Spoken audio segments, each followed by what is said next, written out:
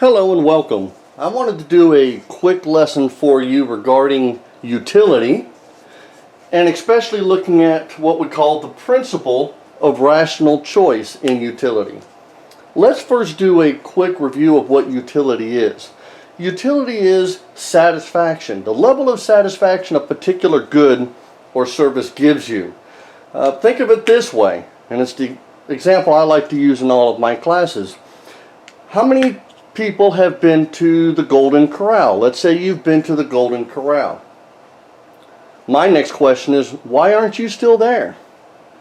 Your next plate is free. You can get another plate. It costs you nothing. Why in the world would somebody ever decide to leave the Golden Corral?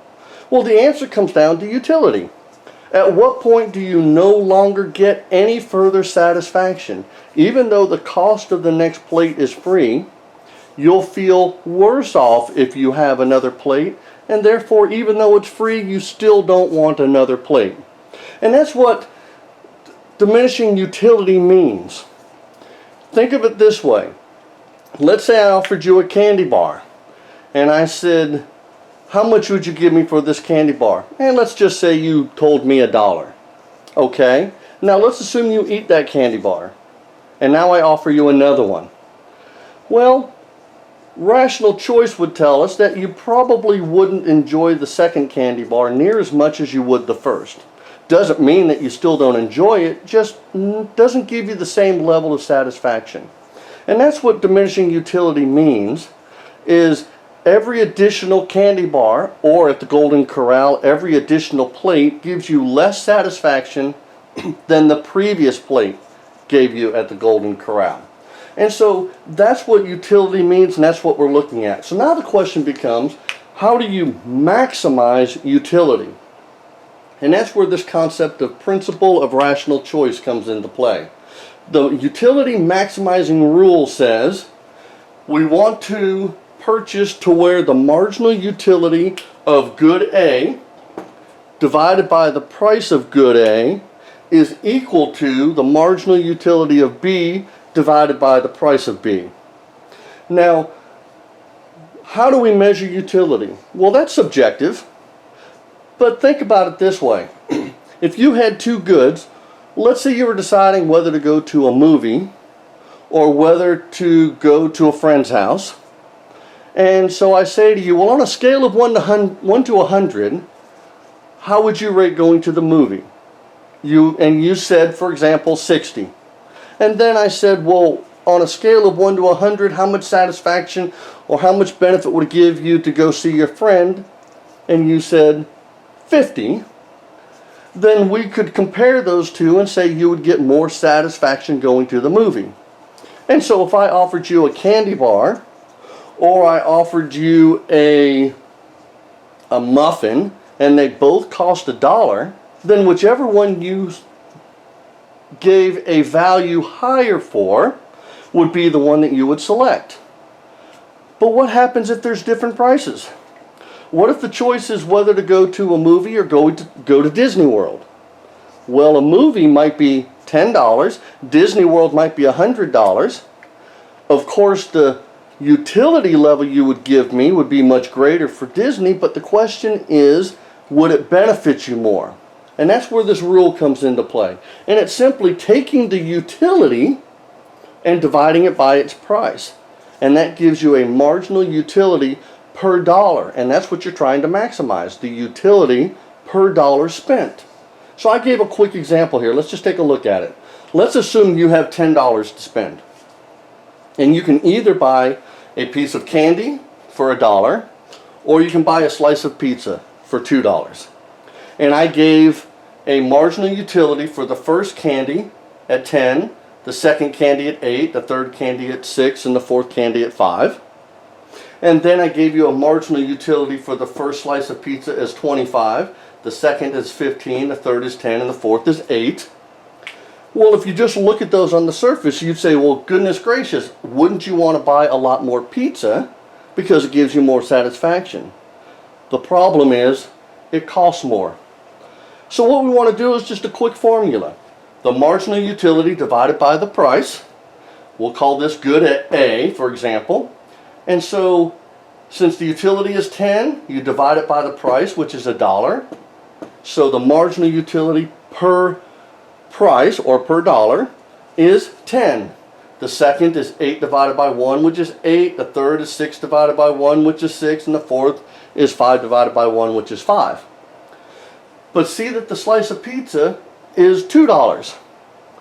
So we take the marginal utility, 25, we divide it by its price, which is 2. So that means per dollar, it cost us, per dollar we're getting 12.5 units of utility. And for the second one, 15 divided by 2 is 7.5. The third is 10 divided by 2, which is 5. The fourth is 8 divided by 2, which is 4. So what we want to do is we want to maximize our utility per dollar spent. So the question is, which one do we want to buy first? Our first piece of candy, which will give us 10 units per dollar, or the first pizza slice, which will give us 12.5 per dollar. We want to buy that first slice of pizza. So now the question is, okay, I've spent $2 so far. How do I spend my next dollars? Do I now buy my first piece of candy? That'll give me 10 per dollar. Yes, 10 units of utility per dollar. Or do I buy a second slice of pizza that will only give me 7.5 units of utility per dollar? I want to buy the first piece of candy. The 10 is greater than the 7.5. So I'll buy my first piece of candy. So far I've spent $2 for this slice and $1 for the first piece of candy. I've spent $3 so far. Now what do I buy next? Do I buy a second slice of pizza that gives me 7.5 per dollar, or a second piece of candy that gives me 8 per dollar?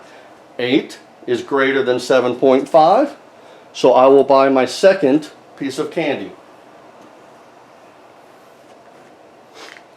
So far I've spent $4. Now what do I buy next? Do I buy my second piece of pizza for 7.5 or my third piece of candy that gives me 6? I want to buy the second slice of pizza because the 7.5 is greater than the 6.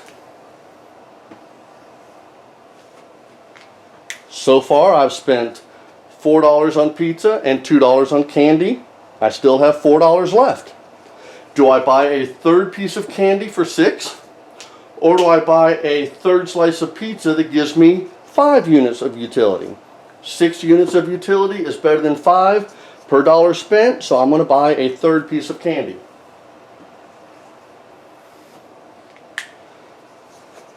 I've spent $7 so far. I still have $3 left. Now do I buy a third slice of pizza that gives me 5 units of utility? Or do I buy a fourth piece of candy that gives me 5 units of utility? Notice they're the same. We say at this point we're indifferent. It doesn't matter because we're getting the same satisfaction per dollar spent. So at this point it doesn't matter which one I buy next, but I'm just going to pick the third slice of pizza for now. Notice I've spent $6 for 3 slices of pizza. And I've spent $3 for 3 pieces of candy. I've spent $9 so far. I've got $1 left. And so let me look and see. Do I buy a fourth piece of candy that gives me 5 units of utility? Or a fourth slice of pizza that gives me 4? Well, I really don't have the money for the fourth slice of pizza, but that's irrelevant because the 5 is greater than the 4. So I will buy a fourth slice of pizza. A fourth piece of candy. So, what I have done is I have maximized my utility. There's no other combination of which I could maximize the utility with the $10 other than this combination. I have actually bought 4 pieces of candy, and I've bought 3 slices of pizza, and I've spent all $10. And there's no other combination of spending $10 where I could maximize my utility for that $10. And the key is this: the utility maximizing rule, always buying the item that gives you more utility per dollar spent as compared to the other item.